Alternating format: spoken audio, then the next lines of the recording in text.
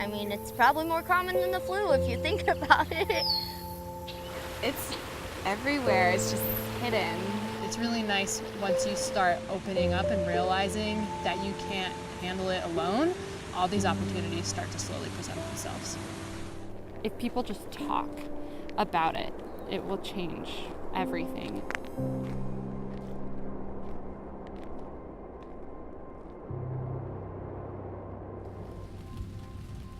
I was diagnosed with anxiety, depression, and PTSD. I live currently with all of them. I've experienced deep depression where I literally can't do anything and I'm bedridden. When you get kind of into that black hole of despair and anxiety and sadness, it's just, yeah, it's total isolation. You just feel like you're down in this pit and it's just you.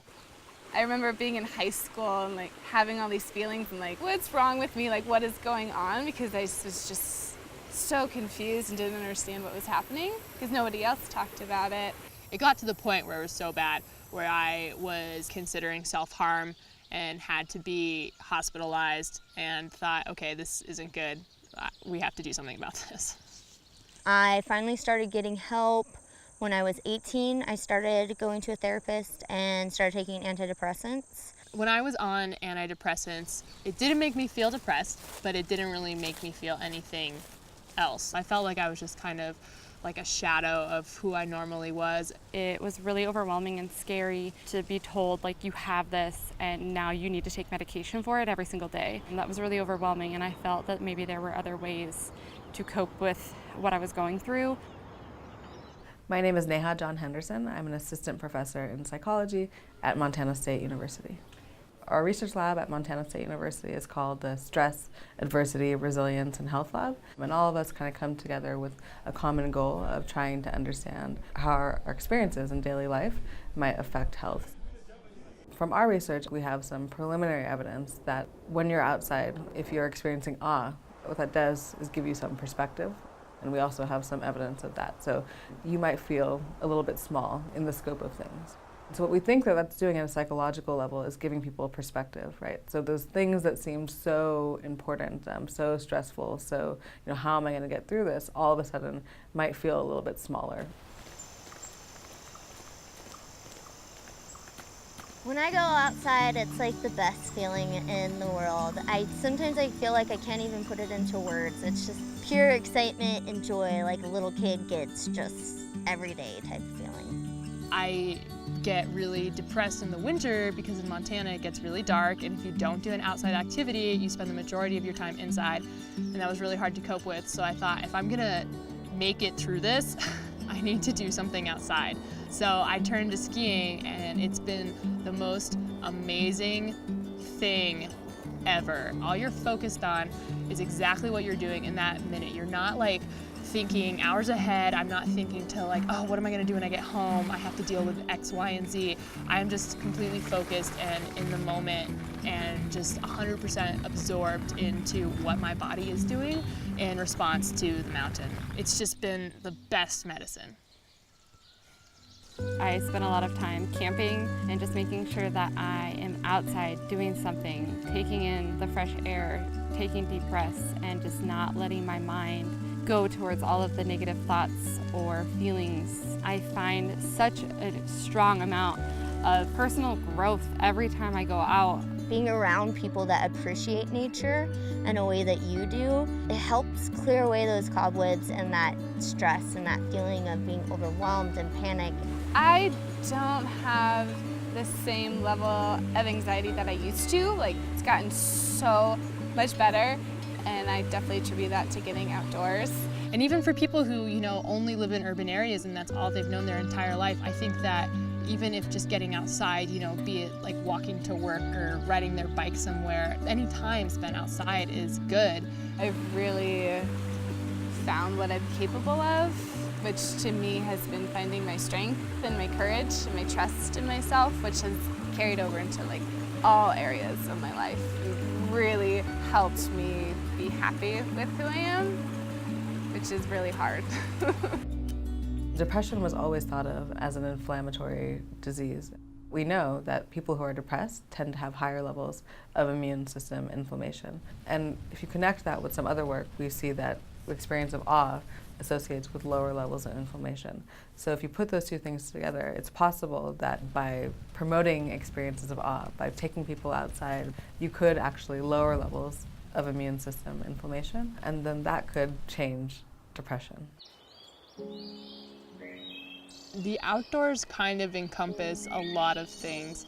They have all these really positive connotations, like I can have fun, I can do something active, I can clear my head, but then there are also some like negative connotations that I still carry with being outside, which I struggle with my anxiety, like, oh, I am alone, I am outside, I'm vulnerable, I'm out of my element where I'm not in a controlled space. I definitely had a lot of hang-ups when I first moved to Bozeman. I wasn't as physically fit as I used to be, and it's a little bit intimidating at first. Like, you don't want to be the person at the bottom of the pack. You want to be, right there with everybody else. I don't have to be the best. I just have to try. And that was just me saying, you know what, quit it, you're going. You have to just start. That's the biggest thing. Start small and just work your way up from there. But it's hard when you're depressed because getting out of bed every day is difficult. So it's really hard to make a goal and say, hey, I'm gonna go drive somewhere to go, get a little peace. Sounds very simple, but it's quite hard actually.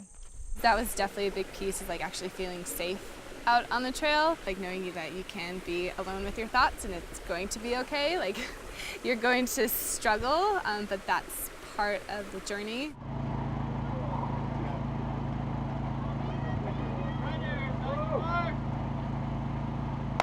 All right, you guys have fun. Enjoy the run out there. Even though I had these fears in the beginning, I'm finding out that they're just excited about me trying something new with them, that it kind of melts off that fear and it becomes more of a bonding situation than a fearful situation. When you're on a trail, people are smiling. You're not worried if, oh my gosh, are they making fun of me? Are they laughing at me? You're not. They're happy that you're out, and you're happy that they're out. The outdoors is for everybody, and it doesn't discriminate, it's all inclusive. We're trying to kind of look at these things in the lab. So can we kind of create experiences of awe artificially inside while we're measuring physiological processes, and to have some kind of preliminary evidence that, experiencing awe or being outside in the moment could reduce inflammation. And if it does, then that could certainly have implications for the treatment of things like depression. I still struggle. There's some days that are better than others. I don't think the anxiety and depression will ever fully go away. I just think it'll get quieter and quieter the better I know how to handle it. I think it's something that you have forever, and it's not something that can ever go away, but I think it's something you can get better at dealing with. As happy and as good as I'm doing now, I know there's going to be a flare-up again because that's just what happens. I think the first thing to do to address it is to tell someone who they know they can trust and who they know will be understanding. And then from there, just kind of explore your options, be it going to therapy or, getting on medication, or just talking to a trained professional is definitely a step in the right direction. But a lot of people with depression are embarrassed about it. You feel weak.